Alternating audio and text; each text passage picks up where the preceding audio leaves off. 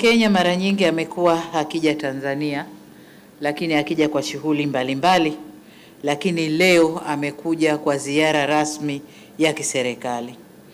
Na katika ziara hii tumefanya mazungumzo muda mfupi uliopita, tumefanya mazungumzo kuangalia maendeleo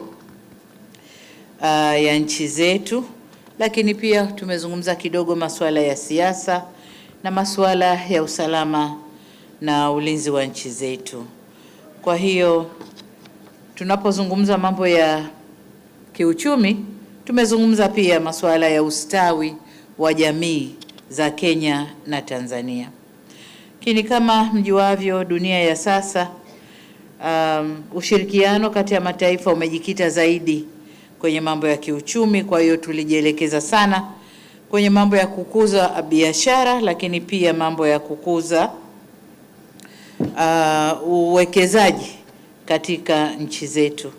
Na katika hilo tulikubaliana kuondosha vikwazo vyote visivyo vya kikodi ambavyo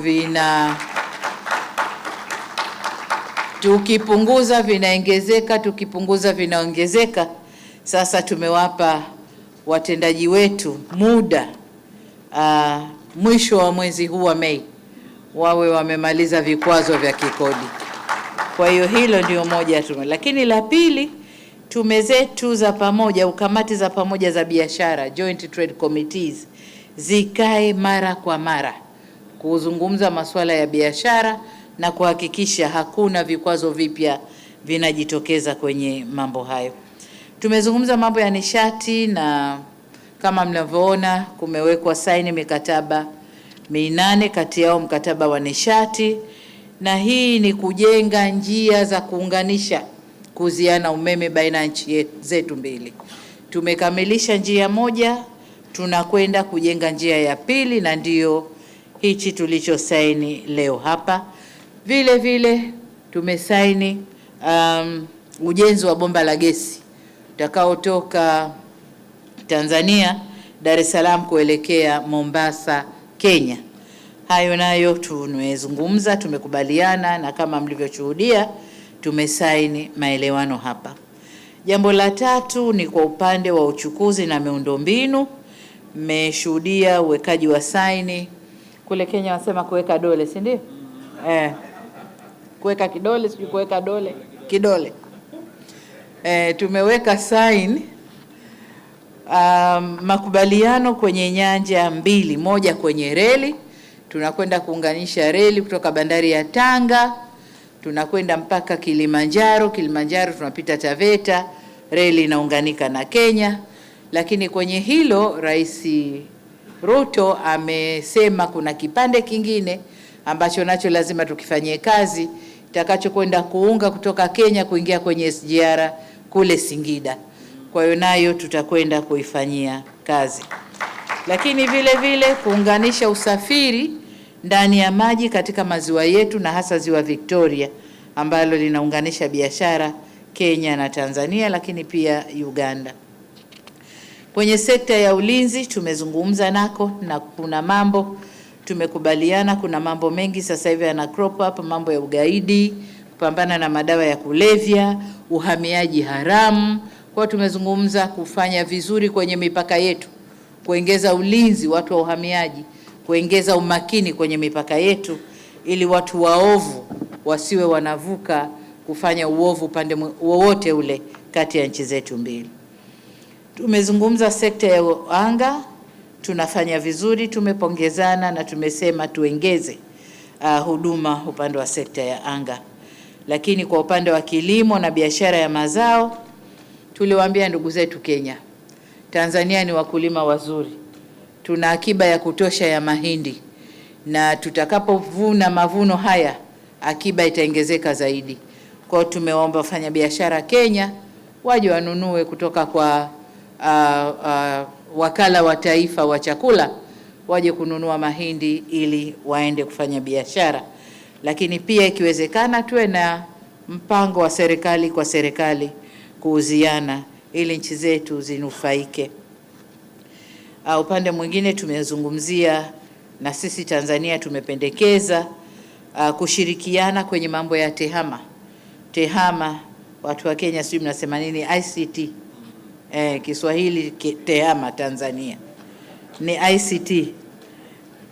Innovation kwa vijana wetu ambao wako very much talented na wako rahisi kuingia kwenye mambo ya tehama, basi tuwafundishe, tuwe na ecosystem moja ili vijana wetu wakue vyema, na sio kama ilivyo sasa hivi.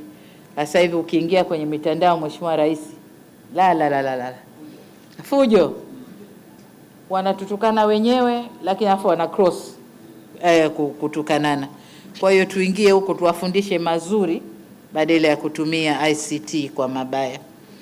Mwisho kabisa, nilimshukuru Mheshimiwa Rais kwa kutupa heshima ya kuweko hapa yeye na delegation yake, na kwamba kuja kwake tumefungua mambo mengi. You know, these high level visits zikiwepo nafungua mambo mengi. Tumefungua mambo mengi, na ni matarajio yetu kwamba timu zetu za wataalamu zitakwenda kuyafanyia kazi mambo yote tuliozungumza, ili kufungua baraka zaidi, biashara zaidi, uwekezaji zaidi, lakini uelewano zaidi kati ya nchi zetu. Sasa tupokuwa tunaongea ndani kule, nilimbana Ruto, kaambia umekwenda kutangaza refinery Tanga, mbona mimi sijui? Hasa atasema mwenyewe pale kwa nini katangaza. Tangazo letu kwamba tujenge refinery pale Tanga imewakera kiasi. Ningejua ningetangaza hiyo refinery ijengwe Mombasa, because the building of a refinery is a big opportunity to business, big opportunity for industrialization, big opportunity for petrochemical industries, fertilizer industries, plastics industries. And when I had a conversation with President Museveni, our discussion was about how to industrialize our region using our resources, that our oil resources, our mineral resources, our agricultural resources should be used to industrialize our region. It is my belief, and that of the leaders in our region, that whatever raw materials we have, be it natural resources, energy resources, should be used for the industrialization of our region, so that we can create wealth here, we can create jobs here, we can expand opportunities here, we can have industries here. The good people of Tanzania, you are lucky that we are discussing how to build a refinery in Tanga. It is an investment that the government of Kenya is willing to invest. The government of Uganda is willing to invest. You have heard, I'm sure, my good brother Paul Kagame, I'm told, said yesterday they are willing to invest. And many other countries are willing to invest. I hope Tanzania is also willing to invest. You know, because this will be an opportunity for all of us to create a big ecosystem of business opportunity and industry right here in Tanga. And I say so knowing very well that from Tanga to Mombasa is only 190 kilometers. And since we already have a pipeline of refined products from Mombasa, we will then use all our assets appropriately. We will use the crude pipeline that is coming from Uganda to transport the crude, refine it in Tanga, take it to Mombasa, transport it back to our region, and do big-time business together, both as countries and as the business community. I am also looking at the opportunity for us as we discuss Tanga as a place to refine our products, we are looking at where also we are going to position the place for us to process our minerals. It is not tenable anymore for us to export raw materials. As a region, we must make it deliberate and intentional, not to export value, not to export jobs, not to export opportunity, but appropriate it right here. And that is the future of our development. We have been informed by the private sector that the longer we continue exporting raw materials, we are exporting jobs, we are exporting opportunity, we are exporting wealth, and in exchange, importing inflation, which is not what we should be doing.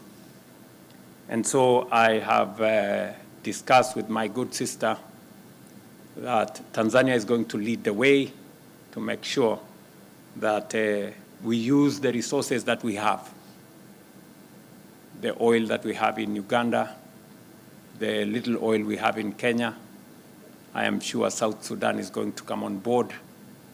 Already you have heard Rwanda is coming on board, because we all realize that it's time for us to use the resources that we have to industrialize our region.